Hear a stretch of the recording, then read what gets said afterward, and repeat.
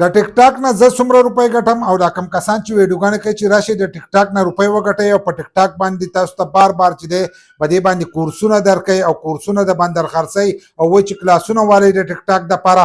نو زه راته خپل ارننګ چې دی دا ښیم نو د دې نه به تاسو پوه شئ چې تاسو د ټیک ټاک نه ارننګ کولی شئ که نه شئ. ځکه زه به راته خپل اوریجنل ار سره چې دی دا به ښیم، داسې به نه کوم چې زه به تاسو ته پیک سکرین شاټ چې دی دا به ښیم چې په خپله مې ایډیټ کړي یا مې ویډیو ایډیټ کړي او هغه زه تاسو ته وښیم چې دا تاسو وګورئ زما دومره ارننګ دی.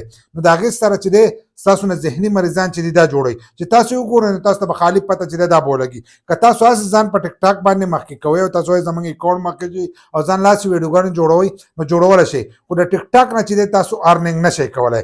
زه چېرته کم ارننګ ښیم که تاسو دومره ویوز حاصلولی شئ نو بیا صحیح ده، که نه شئ حاصلولی نو بیا تاسو د ټیک ټاک نه چې دی ارننګ نه شئ کولی. ځکه زموږ ویډیوګان خو به تاسو ګورئ چې دا ښه په پښتو کې دي، په پښتو کې ویډیوګانې دي. نو که په پښتو کې تک کې نو ته د ټیک ټاک نه چې دی روپۍ نه شي. نو زه خپل سکرین ریکارډینګ چې دی دا له ځان سره چالو کوم. نو څنګه موږ د خپل سکرین ریکارډینګ چالو کړو تاسو ته به د سیټ ته چې دی دا به ښکارېږي مو. نو دلته کې موږ د خپل پروفایل ته راغلی دا اوریجنل دی.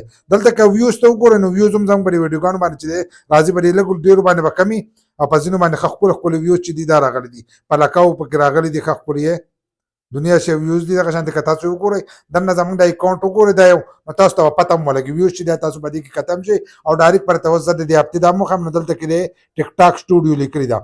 ټیک ټاک پر سټوډیو باندې چې دی په دې باندې به موږ زور وکړو نو تاسو ته به اوس زموږ د ارننګ چې دی دا به تاسو ته هم ښکاره شي چې موږ څومره روپۍ ګټلې دي. نو دلته کې زموږ د ټیک ټاک ارننګ چې دی دا راغلی انالایټکس چې دی هغه راغی دا چې دی دا د 2 ورځو دی.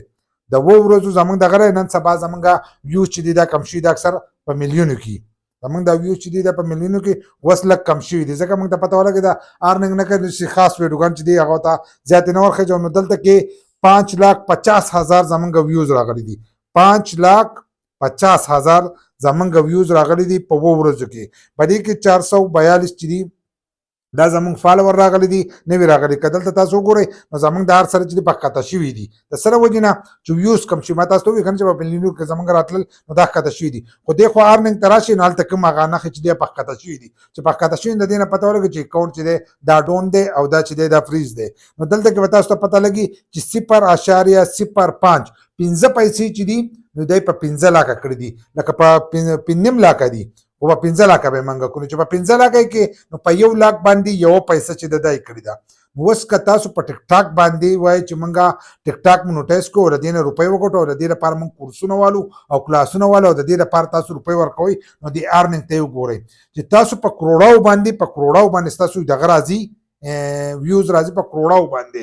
نو تاسو به څه نه څه روپۍ چې دی دا به وګټئ، خو که په میلیونو کې راځي نو په میلیونو کې تاسو هم روپۍ نشئ ګټلی. په لکاو کې لکه په لکاو کې راځي نو تاسو ته روپۍ نشئ ګټلی، خو چې په کروڑونو کې راځي نو تاسو ته روپۍ ګټلی شئ چې په 15 لاکه باندې یوه پیسه ده.